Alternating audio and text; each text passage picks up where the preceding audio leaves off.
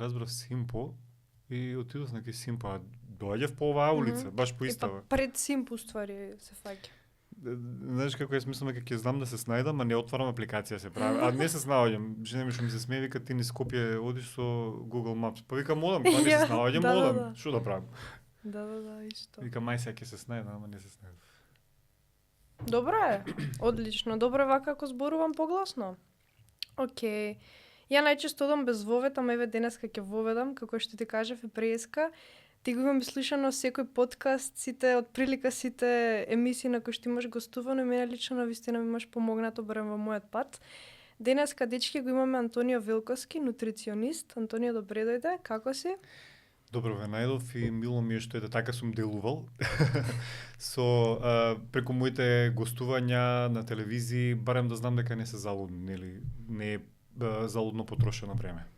Баш ми е мило. Ја одма би почнала со која е твојата приказна, каде што ти денес еве ги проповедаш, ајде тие работи да кажам, и на кој начин стигна да си нутриционист? Искрено, вака, кога ќе размислам, јас не знам точно од каде е почетокот. Конкретно, ако гледаме така технички, нели, пред 10 години преведував една книга за најздрави намирници на светот, беше така нешто насловот. Требаше да се преведе од хрватски на македонски, не знам, со издавањето тука кај нас нешто се измеша работите и мислам дека се издаде, ама не се продаваше, не е битно.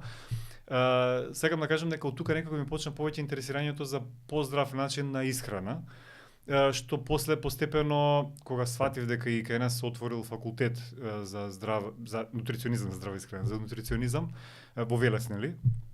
Сега веќе има и во Скопје, во тоа време немаше. Мисля дека баш треба моето образование, макар на подоцнежни години, го продолжам натаму, затоа што никако сакав и да комуницирам со луѓе, да одржувам и некако курсеви и слично. Меѓутоа, кога ќе ме прашаат луѓе од кај па си ти компетентен да зборуваш за храна, некако ми дојде логично дека морам да го изучам тоа, па за да можам да се ослободам, нели, пред луѓе. Тоа е така технички како е гледано. Меѓутоа, од друга страна, моите проблеми со исхраната, моите нарушувања во исхраната што ги имам назад во времето, ме натерале да бидам многу перфекционист во однос на исхраната и многу да се посветам на тоа, па некако веројатно и тоа дало голем придонес логички да дојдам до тоа да изучувам исхраната. На крај краишта луѓе што имаат проблем со исхраната најчесто се вклучуваат во такви некои процеси, во готвење, во изучување на исхрана и слично. Од сегашен аспект ми е јасно зашто сум влегол во тие води. Тогаш можеби ми дошло како некој хронолошки тек. Меѓутоа денес сваќам дека има повеќе причини зашто сум станал нутриционист и не жалам воопшто. Затоа што не знам, најдов некои интересни одговори на многу прашања што ги имав претходно. Да, едукацијата е клуч. И кога почнува всушност таа твоја приказна, од кога до кога, пример, од кога си почнал да се интересираш за здравата исхрана и кога си почнал на вистина да го применуваш, односно да не го применуваш веќе тој перфекционистички мајндсет? Вака, значи јас за диети, значи не зборувам за здрава исхрана како здрав однос кон храната, туку со диети сум бил опседнат доста долго време. Сега да не речам од средно, можеби е тоа прерано, некаде првиот факултет кога го завршував, значи некаде кога сум бил на некои 20 и некои години, можеби од тука некаде почнало. И бев во потрага по некоја исхрана што ќе ми придонесе да ослабам или не знам што, како што почнуваат, нели, работите. Не дека некогаш сум имал кој знае каква килажа, ама ете, нели, како и секој на тие 20 и некои години сакаш да намалиш, нели, некоја килажа. И од тука почнав да се интересирам малку повеќе за исхраната. И сега ќе дојдам до некоја цел и ќе сватам дека можеби не сум отишол доволно далеку, не сум навлегол. Пак ќе дојдам до некоја цел, например, еве кога ја преведував таа книга, дојдов до некој избор на храна, ама некако пак ме копкаше, викам, мојот перфекционизам вика дека треба уште да се оди поригорозно и поригорозно, нели, и се стигнува до крајни екстреми. И да, тоа е потрага по некоја здрава исхрана, не знам што, меѓутоа се навлегува и во некои темни ходници. Да. Така што од тука почнуваат интересирањата за здрава исхрана, ја би рекол за диетите општо. И транзицијата, например, од кога ти ги имаш тие сите нарушувања до ден денеска, колкава беше таа транзиција да ти веќе изградиш еден добар однос со исхраната? Па, долги години. Значи, да речам вака, како екстремни случаи ми биле, да речеме врвот го достигнал тој процес баш кога пред 10 години, а можам да кажам во време на студирањето, мислам на овој нутриционизмов на вториот факултет. Затоа што јас сум генерално емотивен јадач, нели, како и повеќето, и доста ми беше стресен и факултетот, затоа што дојдов, јас прво имам изучено за професор по македонски. И значи кога сум дошол на нутриционизам не сум знаел апсолутно ништо. Ми било самото тоа притисок. Мислев дека знам, меѓутоа кога ќе почнеш да учиш, нели, подетално сваќаш дека не знаеш ништо. Да. Нели, сепак факултети и читање по веб портали не е исто. Две различни работи. Така е, јас мислам дека е исто. Тогаш во тој период некако дојдов до најекстремни варијанти на диети, на преадувања, на слично, значи навлегување дури во форма на булими и слично. Почнав да чувствувам дека имам некој проблем. Почнав да сваќам дека не може така да оде, меѓутоа кога ќе влезе, нели, човек во тој круг, малку потешко се излегува, посебно што во нашата средина и што јас сум човек со над 40 години, значи малку е потешко да го признаеш тоа пред јавноста, нели.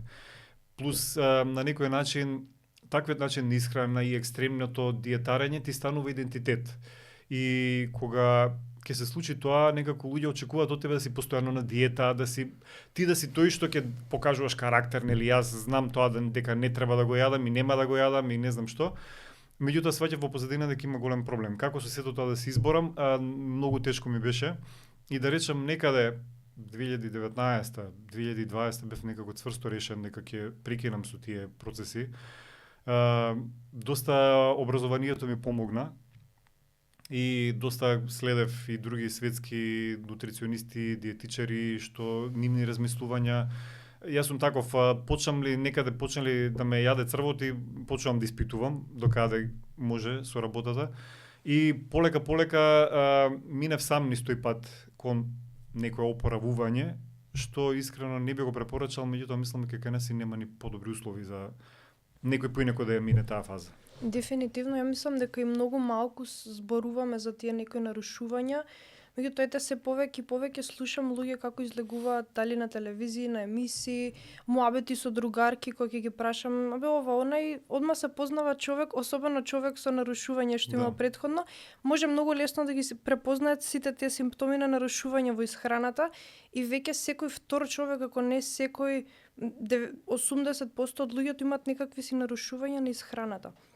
И сега дека има или лош однос кон храната, или лошиот однос, да речеме, не е толку екстремна варијанта. Точно, тоа сакав и да го направам. Мислам да напоменеме сега која е разликата помеѓу нарушување во исхраната, лош однос кон исхраната и тук таму некое често преадување на јадење кое што не до толку влијае врз нашите сите животни аспекти. Да.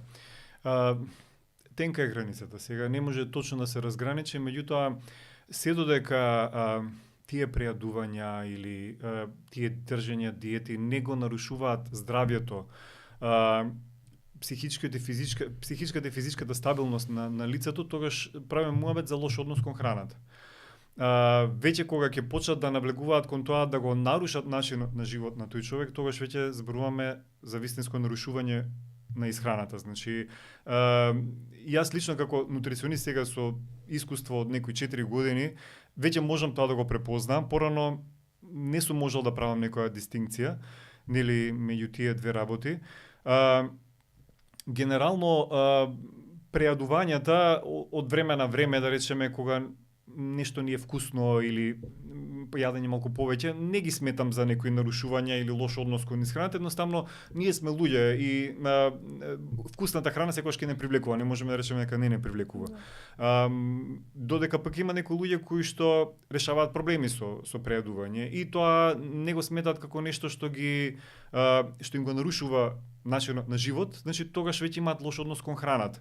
Или немаат навика да јадат редовни оброци преку ден, па после доаѓа вечерта и нема крај со јадењето. Нели, тоа се некои начини кај што не можеме да речеме тие не чувствуваат нешто срам од тоа или не знам што, туку едноставно ги немаат тие симптоми што ги покажуваат луѓето со нарушување во исхраната.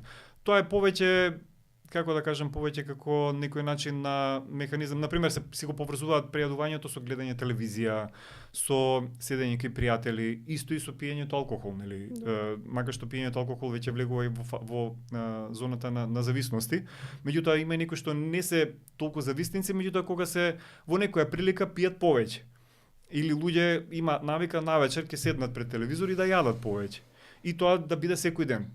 Нели? И тоа не го нарекуваме нарушување во исхраната, туку лош однос кон храната. Сега нарушувањата кон исхраната веќе се малку покомплексни. И ајде да навлеземе малку повеќе во тие кои се тие симптоми на нарушување на исхраната. И морам тука да потенцирам дека исто така постои зависност од исхраната, мора да го напоменеме. Така што како што алкохолот може да стане зависност, јадењето дали на чоколадо, дали на некои други силачи своји допамини и серотонини кои што исто така влијае за стварање на зависност и нормално се намали прагот на надразливост. Сега ајде да навлеземе во причините и факторите кои што се последици како последица се јавува нарушувањето во исхраната. Кои се конкретни симптоми и како може да се разграничат одредени нарушувања. Вака, значи, зависноста од храна не е потврдена дека постои. Затоа што допамин се лачи и кога некој ќе не прегрне и од разни други ситуации. Така да не можеме да речеме дека баш има зависност од храна. Јас повеќе би рекол тие така наречени чувства на зависност од храна се со друга позадина. Нарушувањата во исхраната, под нарушување во исхраната мислам на вариациите булимија нервоза, анорексија нервоза, значи не анорексија само, туку анорексија нервоза, binge eating, односно неконтролирано прејадување, комбинација од сите овие, односно атипични нарушувања во исхраната и уште има и ноќно прејадување. Во тие случаи веќе имаме нарушување во вообичаениот начин на живот. Еве да почнеме на пример од анорексија нервоза. Јас ги користам како синоними, ама мислам на анорексија нервоза, не на анорексија, затоа што анорексија е кога се губи апетит, значи не е предизвикано од тоа дека имаме лоша слика за себе си, туку дали од некои медикаменти, од болести и слично, да правиме дистинкција. Значи јас ќе употребувам, меѓутоа нема да мислам на анорексија нервоза, да не повторувам нели повеќе пати. Значи анорексија нервоза е нарушувањето, анорексија е самото тоа што не ни се последица од нешто друго. Okay. Да, губење на апетит. Тоа е веќе нешто друго и не го дискутираме сега. А кај анорексија нервоза има друг муабет.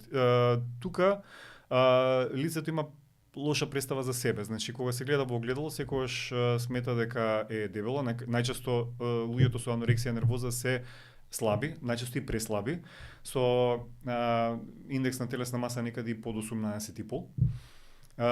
И вообичаено нели кога се гледат во огледало се дебели за себе си и храната што ја јадат секогаш сметаат дека е многу. Не се случува многу често да повраќаат или под повраќање мислам самите да иницираат повраќање. Не се случува често, меѓутоа можни се и такви случаи, но најчесто е крајни рестрикции на храната, дури со некои 600-800 калории што не е ни за основниот метаболизам, нели да се задоволи. Кај булимија нервоза пак е нешто поразлично. Тие луѓе исто така нели имаат една извртена представа за себе, како да кажам, во огледало. Нели постојано се дебели, постојана проверка на телото, ја имаат и таа фаза. За разлика од нив и тие може да јадат помалку калории кога не се прејадуваат, меѓутоа кога ќе дојдат моментите на прејадување, дури сум читал некаде дека се јадат и по 20.000 калории одеднаш. Така да јас генерално се јадат некаде до 10 калории одеднаш, 10.000 калории одеднаш.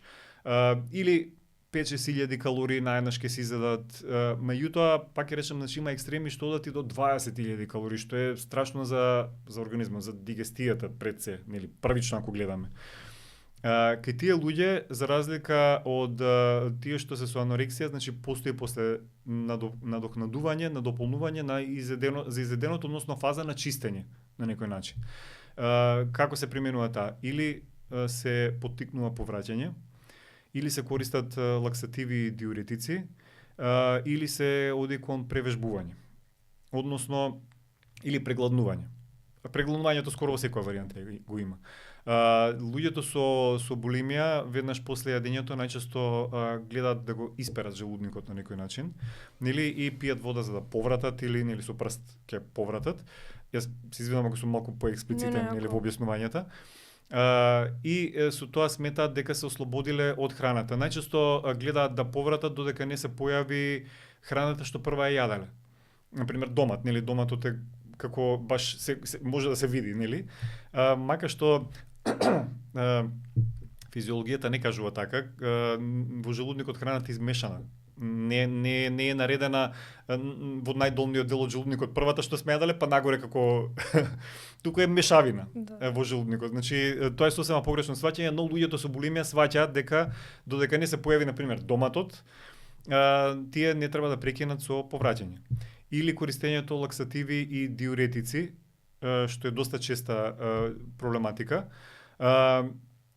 Сметаат дека на некој начин ја изфрлиле храната што ја јаделе и со тоа се ослободиле. Меѓутоа, абсорбцијата на хранливи материи настанува во горниот дел од абдоменот. Значи, практично со лаксативите и диуретиците ние ги дразниме цревата кај што веќе скоро е само нели тоа што треба да се исфрли. И само имаме течни столици, односно може да дојде до дехидратација. И губење на доста електролити, нели, од храна, затоа што вода доста се исфрла од организмот во тој случај. Рамен стомак после се појавува, нели, олеснување и слично, затоа што не е подоен стомакот. И мислат дека со тоа намалиле килограми или исфрлиле храната што била вишок. Меѓутоа е сосема погрешно сваќањето, затоа што ефектот е краткотраен. Да, течноста се губи, мастите истите ти остануваат. Си останува, значи пак ќе дојде таа храна што е изедена, пак ќе дојде до дебелото црево, ние не сме исфрлиле таа што сме ја изеле во моментот, тоа било некоја претходно што било останато, нели, во дебелото црево. И како што реков, другата фаза е превежбување, односно после прејадување следуваат екстремни вежбања или екстремно гладување. Најчесто знае да почне кај луѓе фазата со анорексија нервоза, па да продолжи во булимија. Ке спомнам и за комбинациите.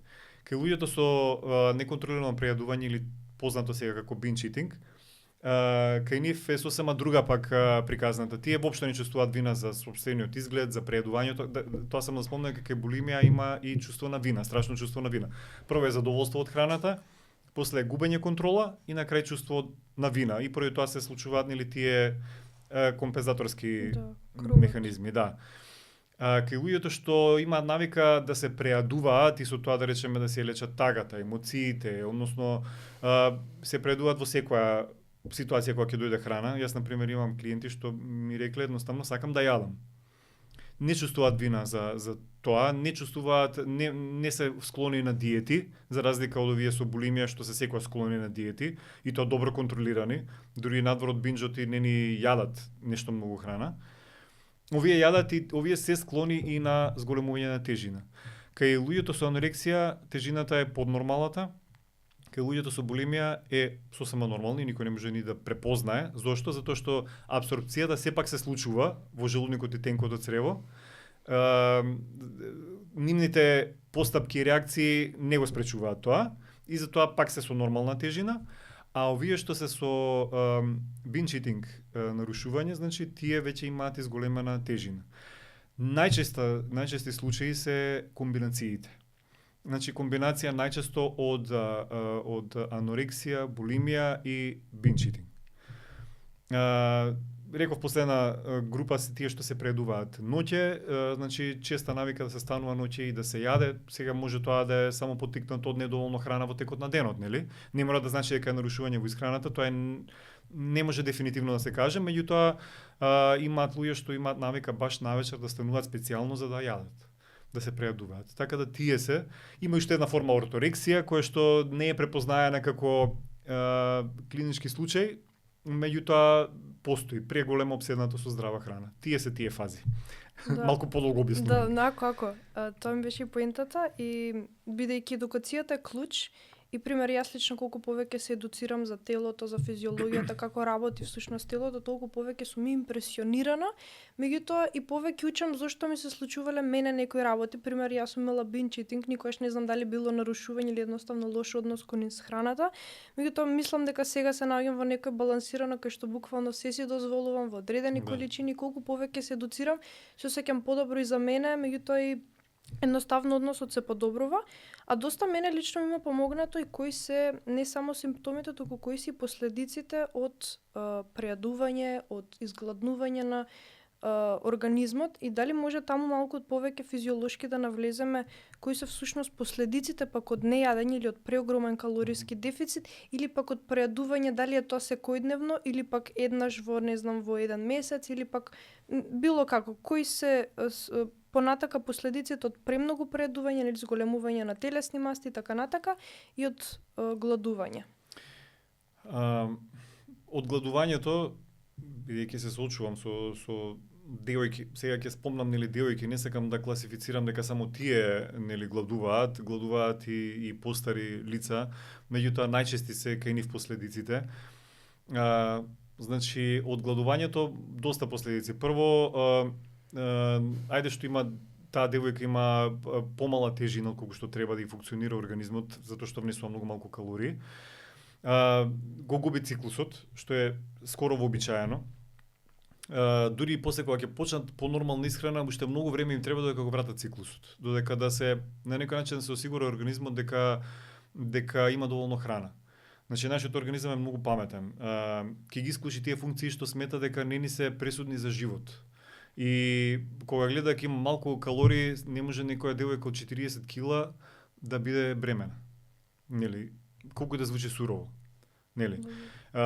И затоа ги исклучува тие функции. Второ, ослабена коса, ногти, опаѓање на косата и слично.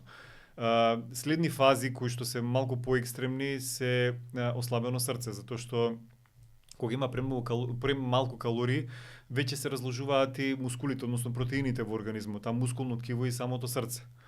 Значи срцевиот мускул е мускул, нели? И се ослабува, почнува низок притисок, плюс нели со исфрлање на течности се исфрлаат електролити, па се нарушува срцебиењето, кое може да падне дури под 50 отчекување во минута, што веќе е за пријава кај лекар, нели? Тие се фазите кои што поминуваат. Следно, од премалку храна може да се наруши функцијата на мозокот. Значи, когнитивните функции, нарушена меморија, често пати и да речеме недоволна концентрација баш поради тоа. Значи на мозокот троши доста калории за да може да функционира. Најчесто баш во таа фаза кога девојките, жените се во развојна фаза, се во плодна фаза, кога им требаат баш калории, знаат да ги намалуваат или калориите да ги нарушат овие функции. Од друга страна од прејадувањето. Повремено, како сега за празници или не знам за слично, не е нешто страшно ако немал човек историја со некои здравствени проблеми. Меѓутоа, ако станува збор за здрав човек, не е страшно. Дури и некој смета дека и над 1000 калории ако се оди по 1000 калории некои 3-4 дена поред, ништо не е страшно, нити пак и лаже ќе се качи.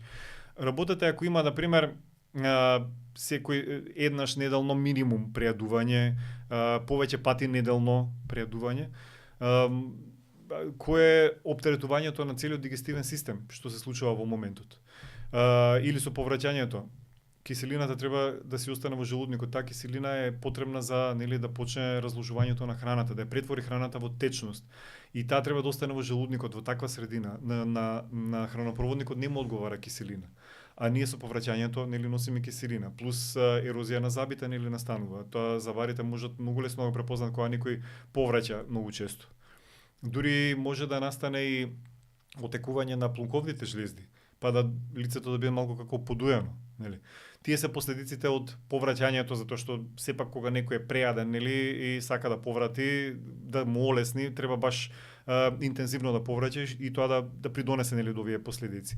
Самото прејадување кај луѓе посебно што имаат binge eating, а ги немаат овие симптоми на анорексија или булимија, кај нив има веќе и нарушување на здравствената состојба.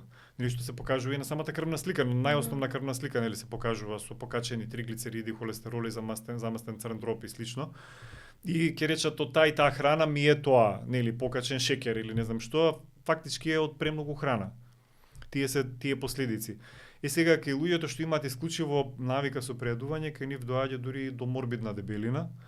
И тука веќе знаеме дека тоа се случаи што баш се со нарушено здравје, затоа што не може да биде некој со преголема тежина да нема нарушено здравје. Дефинитивно.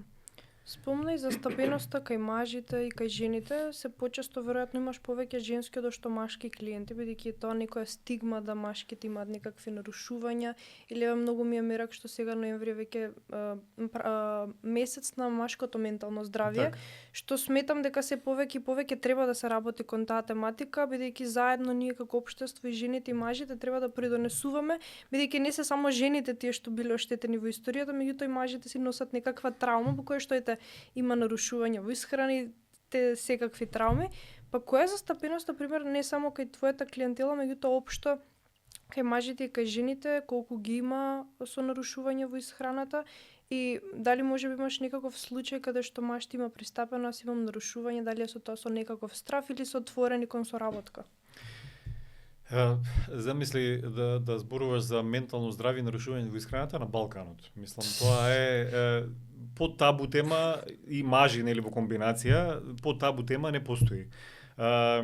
Точно е дека повеќе жени доаѓаат кај нутриционист затоа што мажите никогаш немаат проблем со исхраната, што е тоа сега ќе мислиме на исхраната, нели.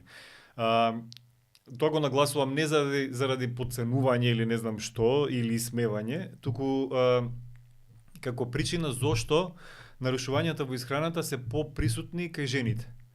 Или статистиката бар така покажува, затоа што мажите најчесто, посебно еве како мене, над 40 години, веќе малку потешко ни е да си признаеме, нели, кај маж дури нормално е да се прејадува. Нели, прифатено е така од средината дека маж фактички и треба да се прејадува. Јас уште добивам коментари колку си слаб, преслаб или не знам што изгледаш вака, изгледаш така, затоа што можеби не ги исполнувам стандардите на еден маж од скоро 50 години кој треба да биде некој 100 и кусур кила, нели? Затоа што е прифатено кај нас мажот да се прејадува и можеби затоа не влегуваат во статистиката. Статистиката вика дека најчесто е кај жените и тоа кај младите жени на 20 и некоја година. Зошто е тоа така? Баш поради тоа што од жената се очекува да биде совршена во исхраната, да биде секоја слаба, нејзиниот идентитет се одредува според тоа дали е слаба или дебела.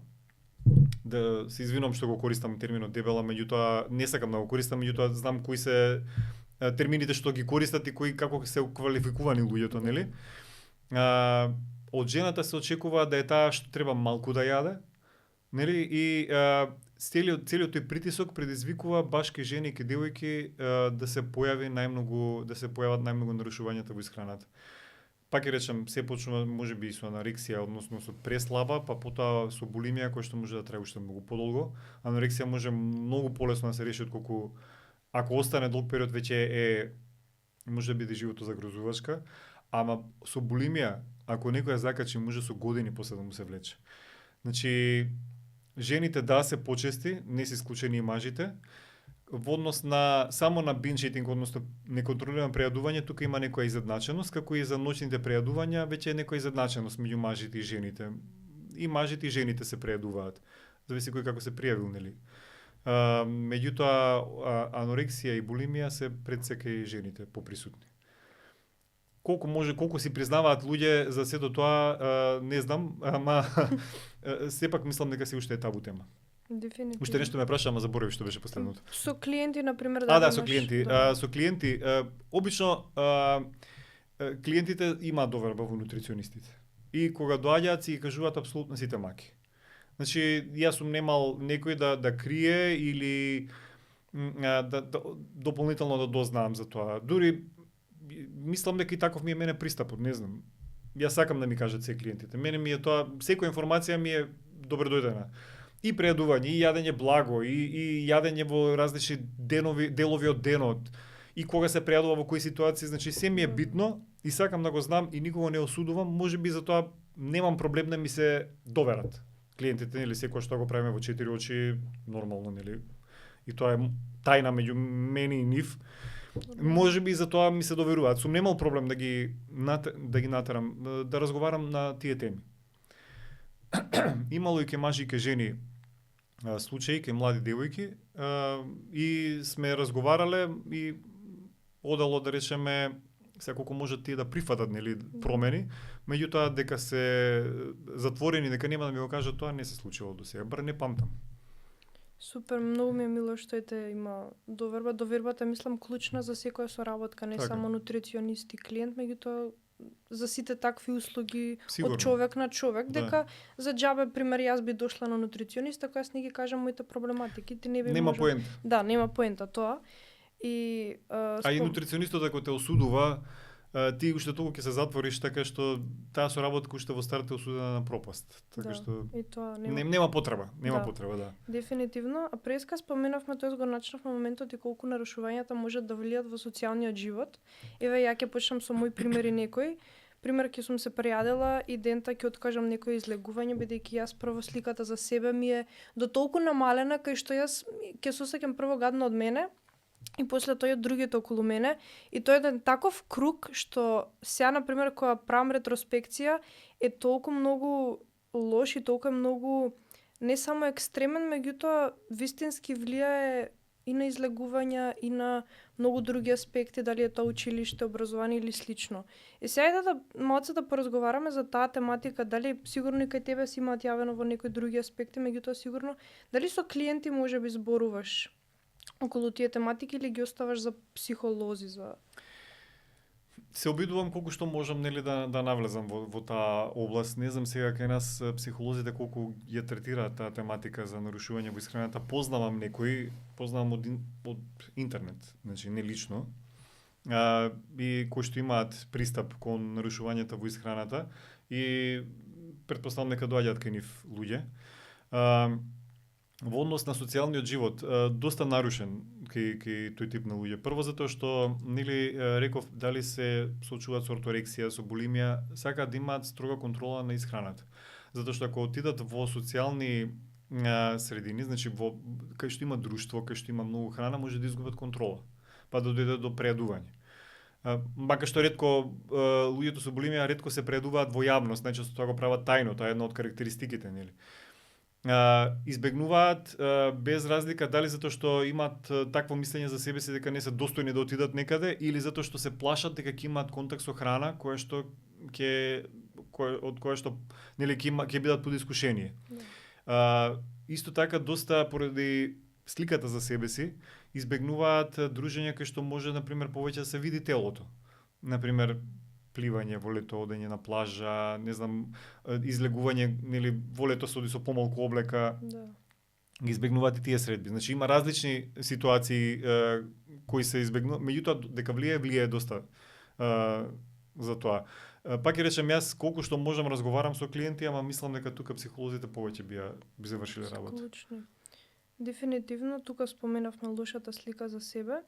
И сега бидејќи дадовме нели симптомите ги напоменавме, последиците ги напоменавме, отприлика што како некој разграничување направивме меѓу сите нарушувања, нервозите, тоа јас навистина не знаев претходно дека има разлика меѓу анорексија, нервози, пример анорексија и другите. И како на пример еве некој човек сега што се соочува, што не слуша, не гледа, што има било какво нарушување. Од кај да почнам, бидејќи јас лично се имам не знаев од каде да почнам и што како. Меѓутоа чекор по чекор е секојаш мислам е решението. Најдобро, И да. сега што да направат они после тоа? Дали имаш некакви препораки и како би и да им дадем едноставно мотивација дека поминува се и дека не е тоа цело време вртање во круг, дека има решение за секој проблем. Прво и основно треба да изразат желба да сменат. Значи луѓе посебно што се со анорексија и со булимија, анорексија нервоза, нели, само да пак да нагласам, тешко се убедуваат да почнат да јадат повеќе и да јадат понормално. Тешко се убедуваат дека ништо лошо нема да се случи ако качат некое кило и не знам што. Така што прво треба самите со себе си да бидат на чисто дека имаат проблем и дека треба да го решат. Од тука да почнеме. Најидеална ситуација би било кога би се обратиле кај психолог и нутриционист. Тоа би било најидеална ситуација. А за тие со анорексија дури би препорачал да не преземаат ништо на своја рака, туку баш да се обратат кај соодветни лица. Зошто? Затоа што со зголемувањето на калориите може да дојде до зголемена термогенеза во организмот, односно организмот доста станува хиперметаболичен, многу ги искористува калориите и потребно се многу калории за да се врати организмот во форма. Сега додека мине таа фаза, настанува доста поради тоа што почнува организмот да ги искористува и електролитите и што се слободни во крвта, значи нема ни доволно електролити во крвта што циркулира. Така што настанува доста промени и покрај тоа се јавуваат и потења и срцебиење и слично фази што се нормални кога се оведува повеќе храна од екстремно нејадење, нели? Од друга страна може да се случи кај луѓето со анорексија посебно во абдоменот, односно стомакот да се зголеми нагло. И тие мислат дека се здебелилен, меѓутоа тоа е сосема нормална фаза, посебно ако има и задршка на вода премногу, а сигурно ќе има. Во такви ситуации и значи ги минат тие фази и мислат дека готово за 2 дена се здебелив, за една недела се здебелив, значи тоа не е здебелување, полека ќе се нормализира организмот. И кај луѓето со анорексија мислам дека тоа оди малку потешко кога сами би се одлучиле. Сите тие промени ќе ги вратат назад. Додека кај тие со булимија прво треба еден диалог со самите себе си. Прво да ги спознаат ситуациите кога се предуваат, зошто се предуваат, која е храната што им е најчесто тригер. И сега некој ќе рече, да, тие луѓе со булимија се обседнати со храна и сега уште јас оваа препорака која ќе ме дам, уште пообседнати со храна. Меѓутоа мора да се помине таа фаза. Значи диалогот со самиот себе си за старт мора да постои. Затоа што луѓе што се со булимија или со анорексија немаат чувство на ситост и на глад. Тоа е нарушено. Додека да се вратат, не можам само сега да им речам, нели, јади кога ти се јаде, кога не ти се јаде, прекини. Да. Не знаат кога им се јаде, кога не им се јаде. Затоа што изгубено е тоа чувство. Затоа прво треба, значи, да се соочат со самите себе си кои се ситуациите поради кои се прејадуваат. Некои дури кога ќе размислуваат, ќе сватат дека трауми што водат дури од детството можеби се причината. Најчесто. Значи, без разлика не правиме муабет само за млади девојки или момчиња, туку правиме муабет и за постари луѓе што имаат проблем со булимија, може да им се долго наталожени проблеми уште од детството да се причината. Значи, ако убаво навлезат во себе си, ќе ги најдат причините. После, кои се ситуациите кога се прејадуваат? Дали е тага, дали е кога некој нешто ќе им каже лош коментар за изгледот, или што и да е. Која е храната со која се прејадуваат? Најчесто тоа е нешто брзо. Значи, дали се колачи некои купени, дали се мармалади, джемови, дали се тестенини, што и да е. Нешто што го имаат на дофат на рака. Значи, прво со тоа. Прво, соочувањето со себе си е многу битно, разговорот со самиот себе си. Колку и да е тешко, некогаш можеме да разговараме на сите да им даеме совет, ама не на себе си. Нели, тоа е најтешката фаза, ама мора од тоа да се почне. Да. После следно е план за исхрана, што ќе си го направат, не правам муабет под план за исхрана, нели, нутриционистички, туку редовни оброци. 3 оброци, 2 ужини. Не, без разлика ми се јаде или не ми се јаде. 3 оброци, 2 ужини. Ако треба и со саат наместено. Затоа што не може човек што веќе ги изгубил чувствата за ситост и за глад да знае кога му се јаде, кога не му се јаде. Значи, редовни оброци, по секоја цена, редовни оброци, затоа што потврдено е дека кога човек има редовни оброци, помалку е склон на прејадување. Бар ќе се намали фреквенцијата на желбата за прејадување. После, следното е постепено воведување на храната што се исфрлила. Затоа што луѓето што се со нарушена исхрана, нарушен однос кон исхраната и нарушена исхрана, јадат една иста храна, таа што им е најбезбедна. Во тие калории, тие комбинации и нели слично. Сега полека се почне кон воведување на храната што претходно сме се плашеле. Значи не мора тоа да се кој знае какви количини. Да видиме дека нема нити да не отруе, нити да не здебели. Никоја храна нема да не здебели ако не ја јадеме во огромни количини. Дури и најздравата храна ако јадеме во огромни количини ќе не здебели, нели? Така да тие се работите, калориите се битните, не е друго битно. Значи постепено воведување на храната што некои сметаат дека најдобар принцип е да се избегнува комплетно храната, што сметаме дека ни е забранета, нели, за да не доведе до ново прејадување. И јас можеби ке некого функционира тоа, јас сметам дека тоа не треба да биде така. Напротив, изложеноста поголема на храната, што сметаме дека е забранета, може да донесе до тоа да се изгуби магијата околу таа храна и едноставно веќе да не ни стане толку посебна. Јас повеќе го застапувам тоа мислење. И кај мене се покажало тоа мислење како поефикасно. Мислам дека и кај другите, дека кога се соочуваме со пример имам страв од чоколадо, и ако ја се соочам со тој страв, оке мене првиот пат ќе видам дека не влие до толку, јас ќе воведувам почесто ќе го воведувам тоа чоколадо ако мене ми е страв од тоа. Јас викам, јас ве тргам од мојот пример.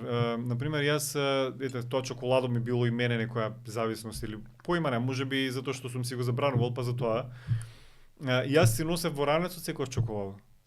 Од тие причини. Значи да имам барем еден ред да јадам, затоа што знам дека ако не го изедам тоа чоколадо, ќе изедам можеби и портокал и овесна каша и не знам што и после една табла чоколада може и две ќе бидат. Така што сум секојаш тоа ми беше една од мерките. За да сватам после дека има денови кога го заборавам во ранецот дека го имам чоколадото. Така што јас би рекол дури и поголема изложеност на таа храна дека би имала подобра функција. Не делува кај сите нели исто, не сме сите исти, кај некого најдобро можеби да избегнуваат храната што сметаат дека ќе се прејадат, па така да ја нормализираат на некој начин. Меѓутоа мене оваа другиот принцип повеќе некако ми се покажал како поефикасен. Супер. Мило ми е што вака споделивме мислења, верувам дека ќе се инспирираат и на крајот од секоја епизода им поставам на гостите прашања што за тебе прави смисла. Надвор од нутриционизмот, може би нешто за нутриционизмот, меѓутоа што во твојот живот има смисла, што прави смисла? Тогаш кога ќе направам нешто за себе. Значи, има смисла кога ќе си останам малку достоен на, да речеме, на тоа дека треба да одделам време за себе и тоа ми е многу голем проблем. Кога ќе видам дека така добро сум го направил распоредот во текот на неделата, што сум оставил да речеме за викенд, кај мене викенд се петок и сабота, значи јас од недела почнувам да работам. За викенд сум оставил и време да изгледам серија. Значи тоа ми е баш онака ми е некако дури и лајт мотив, нели? Така што посветувањето на себе си, одделувањето во денот за да отидам на вежбање, да не знам да си составам оброк добар, да се дружам со моите дома, нели? Тоа ми е некако најголемата смисла на животот воопшто. Ако се посветиме само на работа, како што сега бара општеството, мислам дека се губат многу вредности и од тука произлегуваат голем број незадоволства.